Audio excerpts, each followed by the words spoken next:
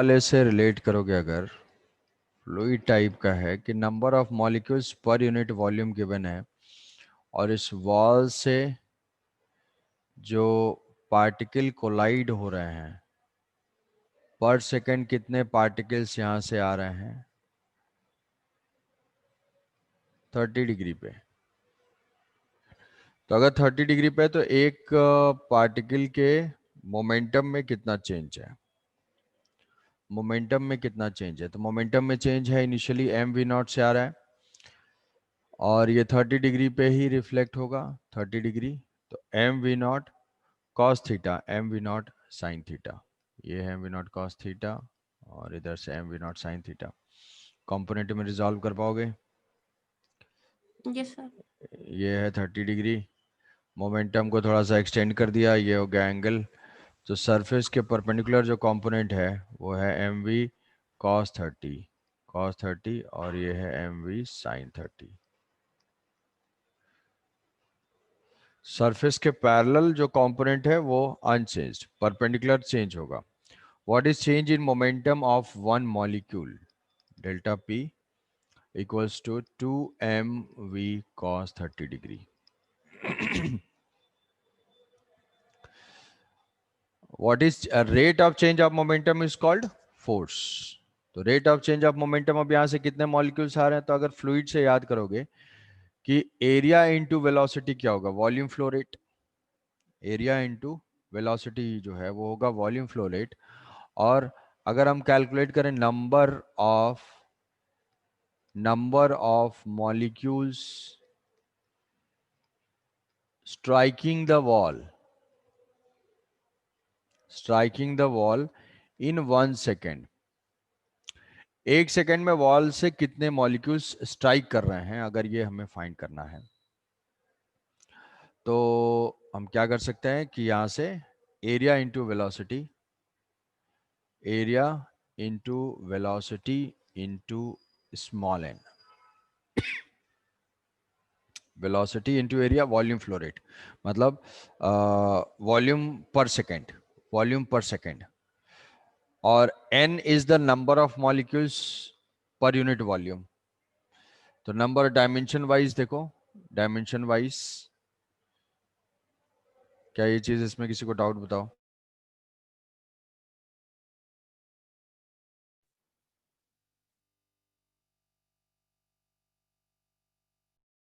No sir. Sir आपने volume लिया और उसके बाद इनटू नंबर ऑफ मॉलिक्यूल्स कर दिया।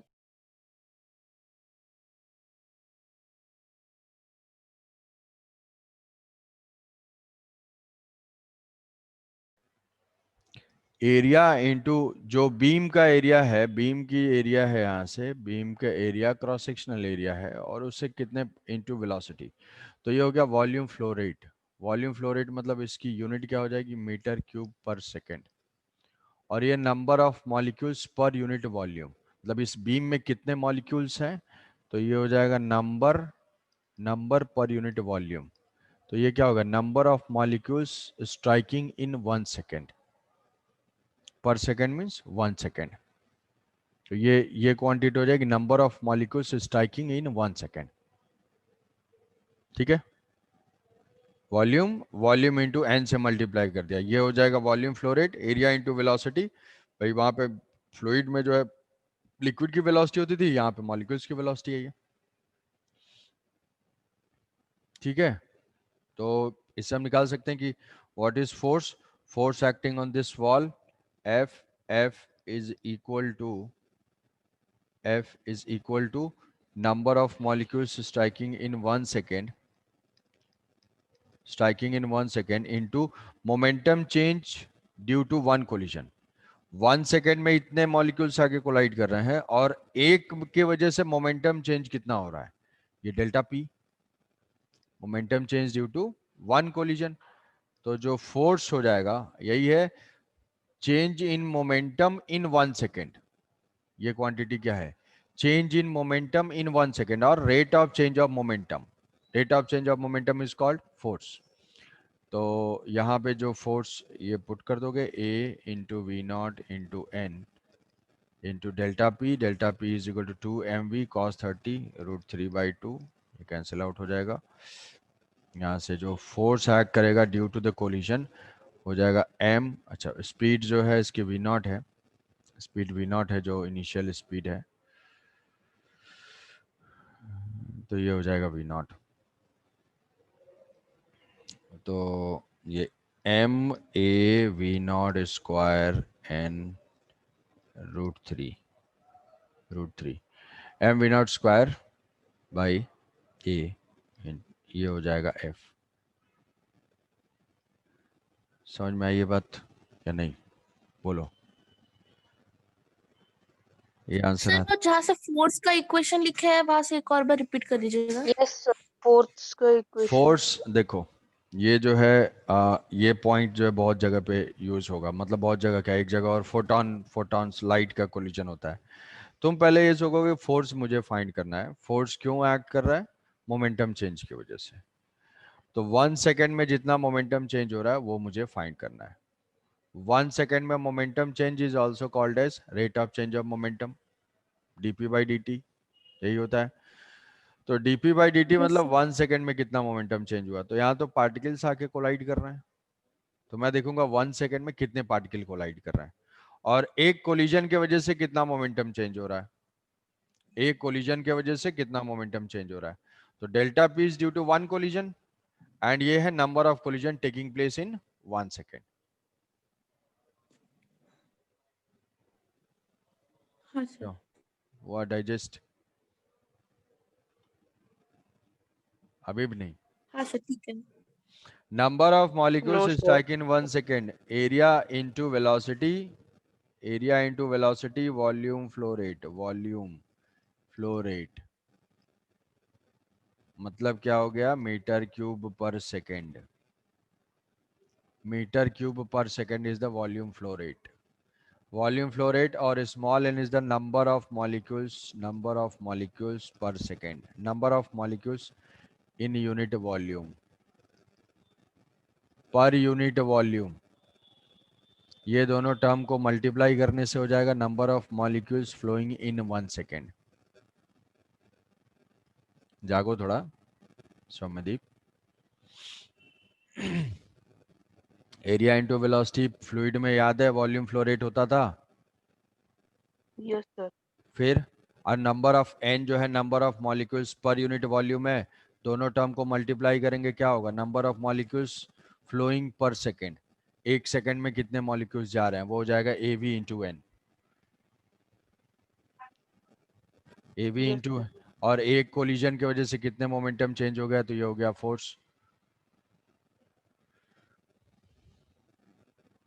ठीक है। Yes sir.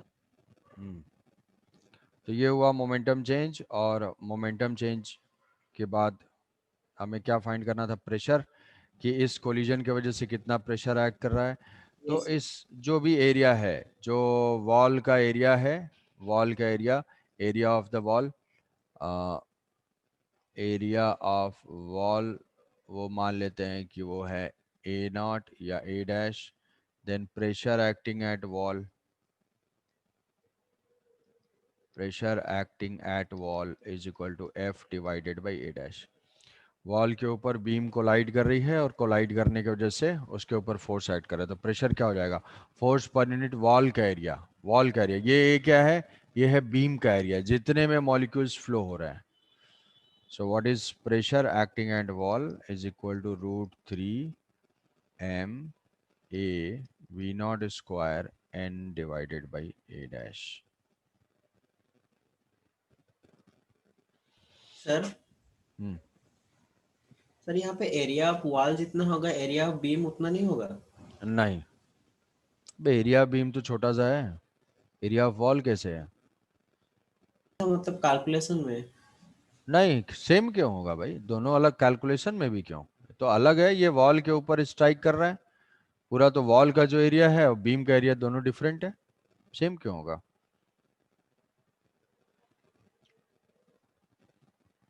समझ रहे हो। Yes sir. तो ये एक तरीके से सेम आरएमएस का एप्लीकेशन है, आरएमएस का एप्लीकेशन है। कि जैसे आरएमएस में हम करते थे, एक मॉलिक्यूल आया, कोलाइड किया, ये किया, मोमेंटम चेंज निकाला, फोर्स बाय एरिया कर दिया, वो सब सेम जो है, अगर सेम मॉडिफाई करके सेम कॉन्सेप्ट के बेस पे कि एज सच तो वो डेरिवेशन है, बट वो क्वेश्चन है, कॉन्सेप्ट वही है, फोर्स फाइंड करना हो, प्रेशर फाइंड करना हो, तो ऐसे फाइंड कर लेंगे। समझे? अटेम्प्ट नहीं किया, इससे ये पता चल रहा है, देख के छोड़ दिए। देखो, एक क्वेश्चन अटेम्प्ट करने का तरीका है, तुम ऐसे देखते हो, अगर तुम्हें एंड तक सोल्यूशन समझ में नहीं आता तो वहीं छोड़ देते हो। क्या ये बात सही है ना? क्यों भाई? Yes. बस सोल्यूशन तुम्हें समझ में आ ही जाएगा तो वो क्वेश्चन सॉल्व करने का फायदा क्या हुआ?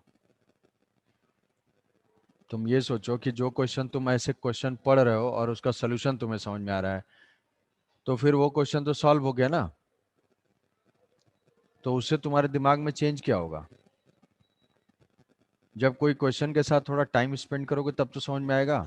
उसको अटेम्प्ट करोगे कि कुछ इक्वेशन लिखूं, कुछ सही हो कुछ गलत हो, तब तो जब डिस्कशन होगा तो उसका कुछ फायदा होगा। चलो,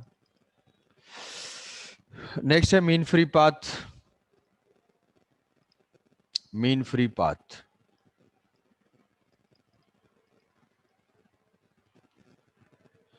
so mean free path is denoted by lambda. It is the distance, average distance traveled by the molecule between any two successive collision. It is average distance traveled by the molecule between any two collision.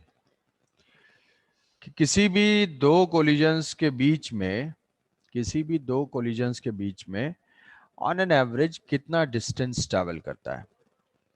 Average word क्यों use हो रहा है? कि भाई ऐसा हो सकता है कि यार कहीं पे कोई मॉलिक्यूल जो है इमीडिएटली कोलाइड हो जाए, कोलिजन की वजह से तुरंत डायरेक्शन चेंज हो, कहीं पे जो है थोड़ा ज़्यादा डिस्टेंस ट्रैवल करना पड़े, कहीं पे कम डिस्टेंस ट्रैवल करना पड़े।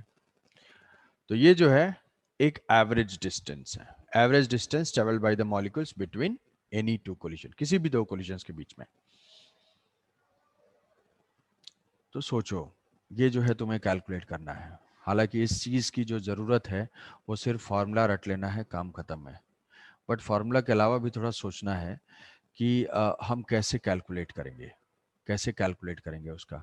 डेरिवेशन नहीं आएगा कभी भी, क्वेश्चन भी नहीं आएगा। इस पे जो क्वेश्चन है वो ऑब्जेक्टिव में सिर्फ प्रोपोर्शनैलिटी के ऊपर पूछे जाएंगे। टेम्परेचर इंक्रीज करेंगे तो क्या होगा, वेलोसिटी इंक्रीज करेंगे तो क्या होगा।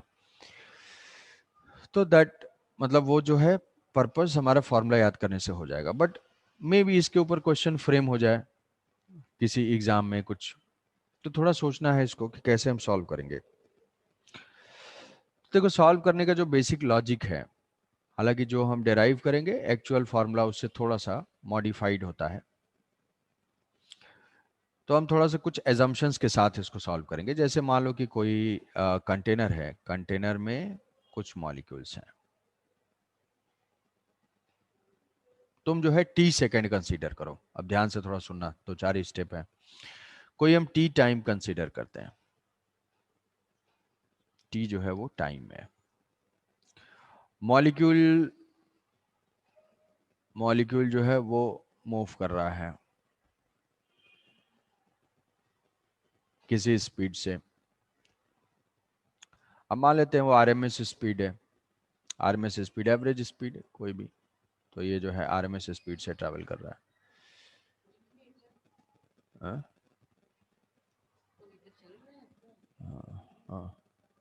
आरएमएस आरएमएस स्पीड है।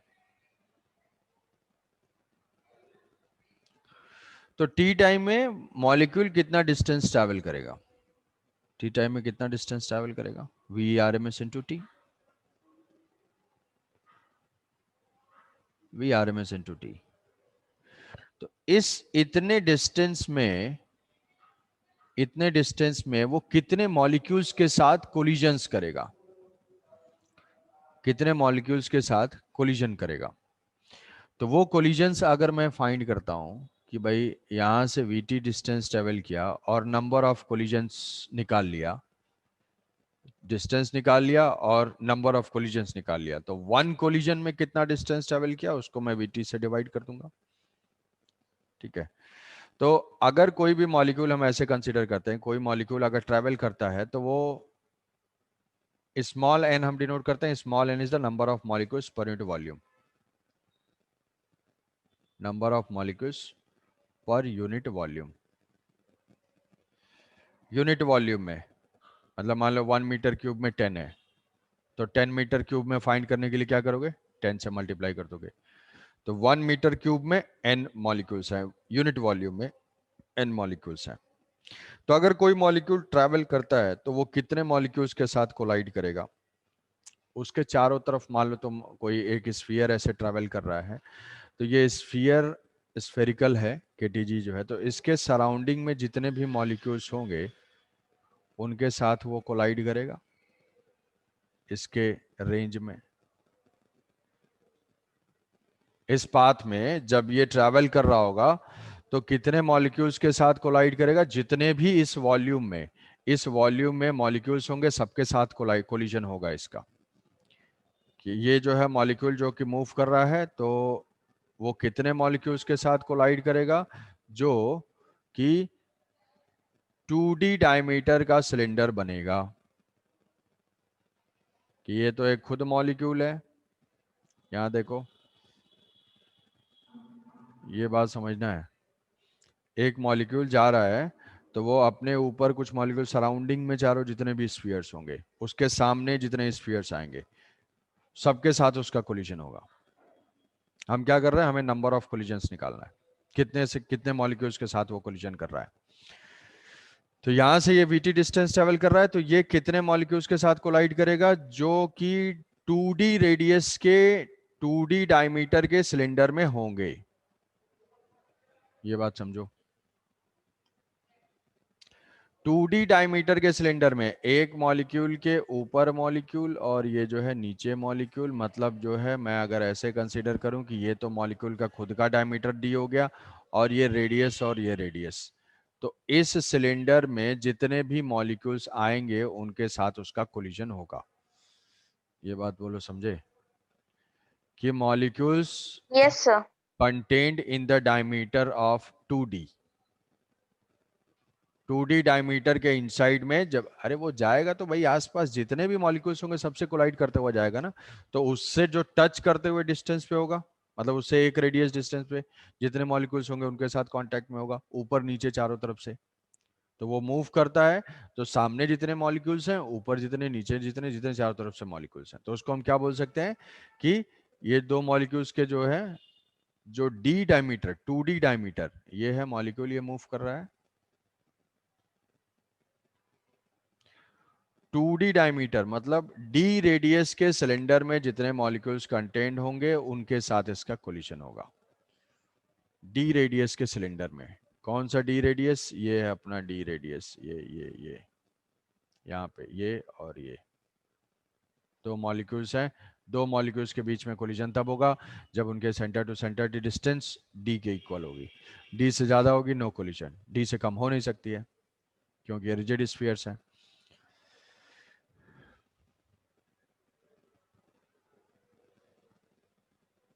हाँ, सो व्हाट इज द वॉल्यूम, हाँ ठीक है, तो कितने वॉल्यूम में कोलिजन होगा इसका, तो टोटल हम बोल सकते हैं कि पाई डी स्क्वायर जो होगा वॉल्यूम, कितने नंबर ऑफ मॉलिक्यूल्स, तो total number of molecules is equal to pi D square into T time में कितना लेंथ ट्रेवल कर रहा है, वीटी लेंथ ट्रेवल कर रहा है, तो pi D square into VT into N, ये हो जाएगा number of molecules per unit volume. Number of molecules in this volume, इतने कोलिजन्स होंगे टी टाइम में, टी टाइम में इतने कोलिजन्स होंगे। ये बात समझे? कुछ सुन रहे हो? कुछ यस नो बोलो। Yes, sir. यस हाँ sir. Pi D square V T into N, ये हो जाएगा इतने नंबर ऑफ मॉलिक्यूल्स हो जाएंगे तो इतने कोलिजन्स होंगे। तो कितना डिस्टेंस ट्रैवल किया भाई? डिस्टेंस ट्रैवल्ड मतलब lambda, lambda is equal to distance travelled in one collision. इतने मॉलिक्यूल्स हैं तो उतने कोलिजन्स होंगे, तो वन कोलिजन में वो कितना डिस्टेंस ट्रैवल कर रहा है टोटल, तो ये हम वीटी से डिवाइड कर देंगे, ये जो है वीटी से डिवाइड कर देंगे। Number of molecules is equal to so number of collisions, number जितने मॉलिक्यूल्स होंगे उतने नंबर ऑफ कोलिजन्स होंगे। Number of collisions pi D square cross section area into V into T, ये हो जाएगा volume into number of molecules per into volume. तो इतने number of collisions, तो mean free path is what? Distance travelled in one collision. तो total collisions इतने हो गया, और कितना डिस्टेंस में? वी टी डिस्टेंस में ये कोलिजन्स हो गए। तो V T divided by number of collisions pi D square V T by into N. तो ये वी टी कैंसिल आउट, ये हो जाएगा, ये हो जाएगा lambda, lambda is equal to 1 by pi D square into N, 1 by pi D square into N, where N is the number of molecules per into volume, D is the diameter of volume, D is the diameter of volume, D जो है वो diameter of volume है। तो इसको n को number of molecules per unit volume को हम ऐसे P is equal to nRT से थोड़ा मॉडिफाई भी कर सकते हैं। कैसे? ये तो नंबर ऑफ मोल्स हैं, तो इसको क्या कर लें, इसको कुछ इसको नंबर ऑफ मॉलिक्यूल्स के टर्म में लिख लेते हैं यार, नंबर ऑफ मॉलिक्यूल्स। तो number of molecules divided by Avogadro number से आएगा हमारा नंबर ऑफ मोल्स, क्योंकि n number of molecules per unit volume के लिए यूज किया है, जबकि PV is equal to NRT में नंबर ऑफ मोल्स होता है। तो अब वो n के टर्म्स में लिख लेता हूँ, यहाँ पे नंबर ऑफ मोल्स की जगह क्या लिख लूंगा? Number of molecules by Avogadro number, Avogadro number, तो ये होगा नंबर ऑफ मोल्स। तो ये होगा P is equal to n divided by V R by N A, और ये temperature T, so this is the number of molecules per into volume. क्या use करें यार सिंबल, और ये है KT, के के, तो ये हो जाएगा के। तो ये टर्म्स तो अपना नंबर, तो क्या लिखें इसको? पी के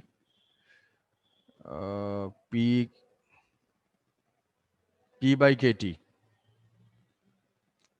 number of molecules per into volume is equal to K into T, Boltzmann constant. तो ये हो जाएगा lambda, lambda is equal to 1 by pi D square into ये टर्म चाहिए तो वो हो जाएगा P by K T,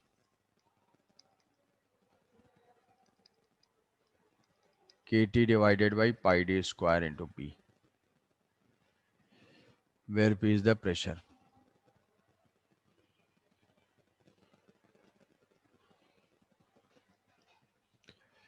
Lambda is equal to KT divided by pi d square P. P is the pressure. बताओ यार, कुछ बोल नहीं रहे हो, मुझे लग रहा है टेंशन चल रहा है, ज्यादा हो गया पाई डी, है ना?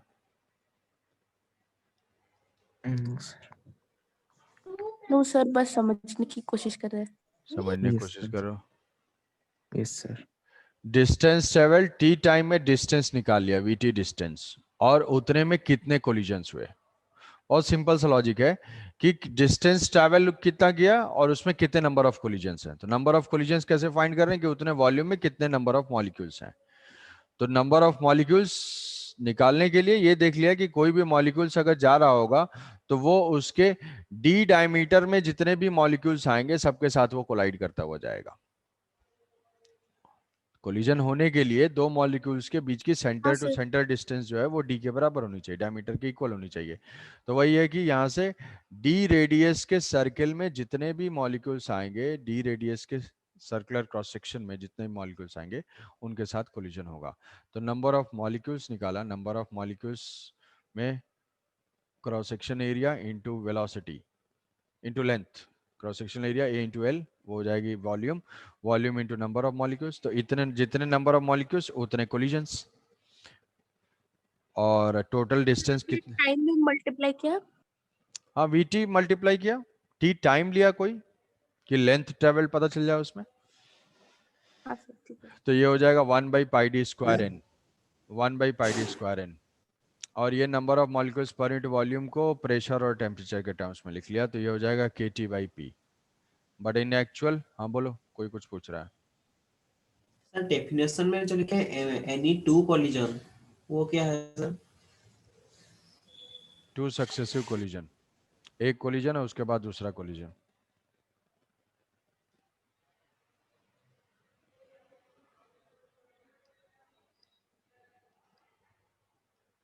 इन एक्चुअल केस जो लैम्डा है, मतलब वाल के साथ?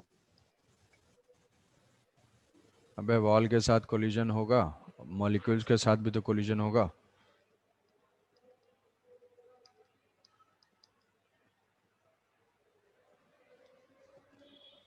ये है थोड़ा जो डिस्टेंस है, वो डिस्टेंस एक्चुअल में थोड़ा कम होती है, क्योंकि मॉलिक्यूल स्टैटिक केस में तो है नहीं, मूविंग है।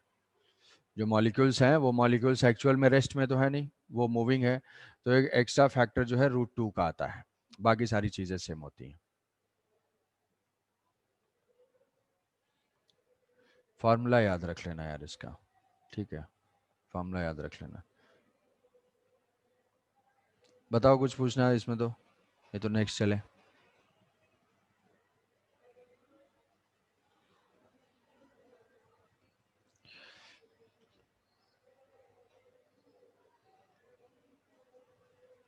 ठीक है, नेक्स्ट डिग्री ऑफ फ्रीडम।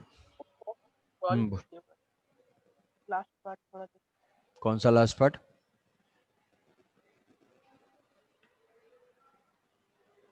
ये जो फॉर्मूला डिराइव किया। Yes KT yes sir. PV is equal to nRT में n है नंबर ऑफ मोल्स, तो नंबर ऑफ मोल्स को मुझे वहां से मुझे क्या फाइंड करना, number of particles per unit volume. तो number of particles per unit volume find करने के लिए नंबर ऑफ मोल्स, ये हो गए टोटल नंबर ऑफ पार्टिकल्स, कि नंबर ऑफ पार्टिकल यहाँ पे है n/na, तो number of particles per unit volume वो कैसे होगा, यहाँ पे मोल है ना एक्चुअल फॉर्मूले में, तो यहाँ पे मोल है, यहाँ पे पार्टिकल बाय वॉल्यूम, तो ये हो जाएगा number of particles per unit volume. और ये Na को जो है यहाँ पे डिवाइड कर दिया R/Na, R/Na is the Boltzmann constant, इसको यहाँ पे पुट कर दिया, हो गया। तो P इज इक्वल टू जो number of molecules per unit volume हो जाएगा, वो हो जाएगा P/kT, P/kT। Yes sir. Next है अपना degree of freedom. Degree of freedom, what is degree of freedom? It is the number of independent ways. कोई बता सकता है? It is number of independent ways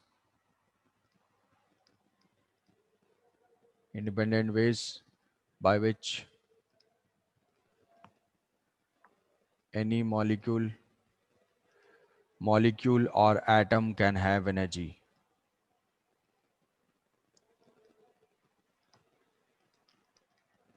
It is the number of independent ways, कितने independent तरीके से कोई भी particle, कोई भी मॉलिक्यूल वो एनर्जी रख सकता है या एनर्जी अक्वायर कर सकता है, can have energy, is called degree of freedom.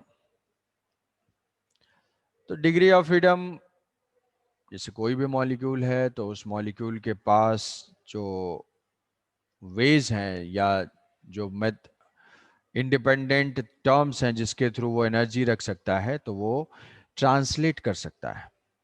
कोई मॉलिक्यूल जो है वो ट्रांसलेट कर सकता है, रोटेट कर सकता है और वाइब्रेट कर सकता है। कोई भी जो मॉलिक्यूल है उसके जो मोड्स हैं, जितने मोड्स के थ्रू वो एनर्जी अक्वायर कर सकता है या जिन जिन फॉर्म्स में एनर्जी हो सकती है, तो वो है translation, rotation and vibration. But vibration हमें कंसीडर नहीं करना है। वाइब्रेशन जो है, वाइब्रेशन मोड क्या होता है वो वाइब्रेशन मोड बताऊंगा, बट वो बहुत स्पेसिफिक, जब तक कोई पूछेगा नहीं तब तक हर जगह बेचैन होकर नहीं कहोगे कि सर यहाँ वाइब्रेशन होगा तो क्या होगा, यहाँ वाइब्रेशन होगा तो क्या होगा। वो नहीं, बस ये जानना है कि ये भी एक मोड है, कि अगर किसी ने कोई स्पेसिफाई किया तो वो पता रहे कि हाँ भाई इस मोड के करस्पॉन्डिंग क्या मुझे समझना है डिग्री ऑफ फ्रीडम में। बट वाइब्रेशन अपने लिए क्या करना है, उसको एक्सक्लूड करना है। मेजर क्या है, ट्रांसलेशन। अब अगर कोई भी ऑब्जेक्ट या कोई भी मॉलिक्यूल जो है वो ट्रांसलेट करता है, तो ट्रांसलेट करने के जो है हमारे 3 इंडिपेंडेंट वेज हैं, कि एक्स एक्सिस के लॉन्ग ट्रांसलेशन हो सकता है, वाई एक्सिस के लॉन्ग ट्रांसलेशन हो सकता है, एंड जेड के लॉन्ग ट्रांसलेशन हो सकता है। तो कोई भी मॉलिक्यूल जो ट्रांसलेशनल डिग्री ऑफ फ्रीडम होती हैं वो 3 ट्रांसलेशनल डिग्री ऑफ फ्रीडम होंगे, 3 इंडिपेंडेंट वेज, मतलब X axis, Y axis and Z axis are mutually independent. तो ट्रांसलेशनल डिग्री ऑफ फ्रीडम मतलब ट्रांसलेशन के थ्रू कोई मॉलिक्यूल कितने डायरेक्शंस में एनर्जी एक्वायर कर सकता है, तो वो है एक्स के लॉन्ग, तो इसको लिख लेंगे half M V X square, half M V Y square and half M V Z square. Rotation, rotation जो है, रोटेशन किसके अबाउट हो सकता है, एक्स के अबाउट, वाई के अबाउट, जेड के अबाउट। तो ये मॉलिक्यूल जो है भाई ये रोटेट भी कर सकता है, ये रोटेट भी कर सकता है एक्सिस के अबाउट। तो रोटेशन के थ्रू जो डिग्री ऑफ फ्रीडम है या जो एनर्जीज पॉसिबल है वो है half I X into omega X का whole square, omega X square, half I Y into omega Y square, half I Z into omega Z का होल स्क्वायर। तो ये रोटेशन की वजह से, ट्रांसलेशन, रोटेशन एंड वाइब्रेशन। तो vibration जैसे simple ये समझ सकते हो कि कोई स्प्रिंग ब्लॉक सिस्टम है, कोई स्प्रिंग ब्लॉक सिस्टम है, स्प्रिंग ब्लॉक सिस्टम जो है वो ऑसिलेट कर रहा है। तो ऑसिलेट कर रहा है तो कोई भी ऑसिलेटिंग ऑब्जेक्ट जो है वो ऑसिलेटिंग ऑब्जेक्ट 2 तरीके की एनर्जी होती है उसके पास, एक होती है वाइब्रेशनल काइनेटिक एनर्जी एंड एक होगी वाइब्रेशनल पोटेंशियल एनर्जी। भाई स्प्रिंग ब्लॉक है, ब्लॉक अगर मूव कर रहा है तो ऑसिलेशन में तो कहीं पे स्पीड 0 होती है, कहीं पे मैक्सिमम होती है, फिर 0 होगी, फिर मैक्सिमम होगी। तो किसी भी मोमेंट पे अगर हम कंसीडर करते हैं तो उसके पास, ब्लॉक के पास काइनेटिक एनर्जी होगी और स्प्रिंग कुछ कंप्रेस स्टेट में होगा। तो जब कंप्रेस स्टेट में होगा तो उसके पास क्या होगी, पोटेंशियल एनर्जी भी होगी। तो हम बोलते हैं कि वाइब्रेशन के थ्रू हमारे 2 मोड ऑफ या 2 डिग्री ऑफ फ्रीडम है, एक पोटेंशियल एनर्जी और दूसरा kinetic energy. Vibrational potential energy and vibrational kinetic energy, ये 2 मोड हैं किसी भी। अब वाइब्रेशन के भी भाई, तुम अगर सोचो कि वाइब्रेट कर रहा है कोई ऑब्जेक्ट, तो वाइब्रेशन की भी तो डिफरेंट एक्सिस के लॉन्ग हो सकते हैं, डिफरेंट एक्सिस के लॉन्ग हो सकते हैं। एक्स एक्सिस के लॉन्ग वाइब्रेशन हो सकता है, वाई एक्सिस के लॉन्ग वाइब्रेशन हो सकता है और जेड एक्सिस के लॉन्ग वाइब्रेशन हो सकता है। तो for each vibration there is 2 degree of freedom, for each vibration there is 2 degree of freedom. जैसे मान लो कि एक एग्जांपल के लिए किसी सॉलिड के मॉलिक्यूल को समझो, किसी सॉलिड के मॉलिक्यूल को सोचो, सॉलिड क्रिस्टल है, कोई क्रिस्टल में कोई एक मॉलिक्यूल है, उस मॉलिक्यूल को सोचो, क्या वो मॉलिक्यूल ट्रांसलेट कर सकता है? भाई सॉलिड का मॉलिक्यूल तो अपने लैटिस पॉइंट के बहुत फिक्स है, क्या उसका रोटेशन हो सकता है? रोटेशन भी नहीं हो सकता। वो तो सॉलिड का जो मॉलिक्यूल है वो तो अपने लैटिस पॉइंट पे फिक्स है ना, वो तो कोई डेफिनिट शेप होता है सॉलिड का। गैसेस में मॉलिक्यूल्स रैंडमली घूमते रहते हैं, तो वो ट्रांसलेट भी कर सकते हैं, रोटेट भी कर सकते हैं। बट सॉलिड का अगर कोई मॉलिक्यूल है तो सॉलिड सिर्फ वाइब्रेट कर सकता है, सॉलिड का मॉलिक्यूल सिर्फ वाइब्रेट कर सकता है। तो कोई भी अगर हम पॉइंट ऐसे सोचते हैं, तो सॉलिड का जो मॉलिक्यूल अगर लोकेटेड है तो वो तो एक्स में वाइब्रेट कर सकता है, वाई में वाइब्रेट कर सकता है और जेड में वाइब्रेट कर सकता है। तो यस सर। अगर तो कोई तुमसे पूछता है कि किसी सॉलिड के मॉलिक्यूल के पास कितने डिग्री ऑफ फ्रीडम, क्या बताओगे? ट्रांसलेशन 0, नो ट्रांसलेशन, ट्रांसलेशन के थ्रू एनर्जी एक्वायर करना उसके लिए पॉसिबल नहीं है। रोटेशन के थ्रू अक्वायर करना पॉसिबल नहीं है, ओनली वाइब्रेशन के थ्रू कर सकता है. And for each vibration there is 2 degree of freedom, vibrational potential energy and vibrational kinetic energy. तो सॉलिड के कितने degree of freedom?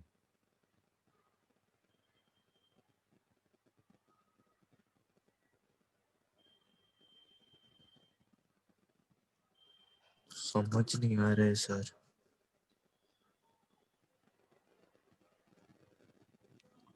Degree of freedom से क्या समझ पा रहे हो? कुछ नहीं सर, ये थर्मोडायनेमिक्स में समझ नहीं आता, अभी भी नहीं आ रहा है सर. ठीक है, तब छोड़ दो तुम. No sir. नहीं, सर वो अब 16 कुछ नहीं का क्या समाधान होता है यार? क्या नहीं समझ में आ रहा है, क्या समझ पा रहे हो? कुछ बोलोगे तब तो कुछ नहीं. अब कुछ नहीं का कुछ उपाय है? कर दीजिए सर. फ्रीडम कैसे है, एक बार समझा दीजिए. देखो, डिग्री ऑफ फ्रीडम जो है, डिग्री ऑफ फ्रीडम का मतलब है कि इंडिपेंडेंट वेज. जैसे मान लो कि सिंपल लेमैन एग्जांपल समझो कि सोर्स ऑफ इनकम, कि तुम्हारे पास इनकम के कितने सोर्स हैं. तो सेम टाइप की सिचुएशन जो है डिग्री ऑफ फ्रीडम है कि एनर्जी के कितने सारे इंडिपेंडेंट सोर्सेज हैं. अब किसी भी मॉलिक्यूल के पास एनर्जी अक्वायर करने के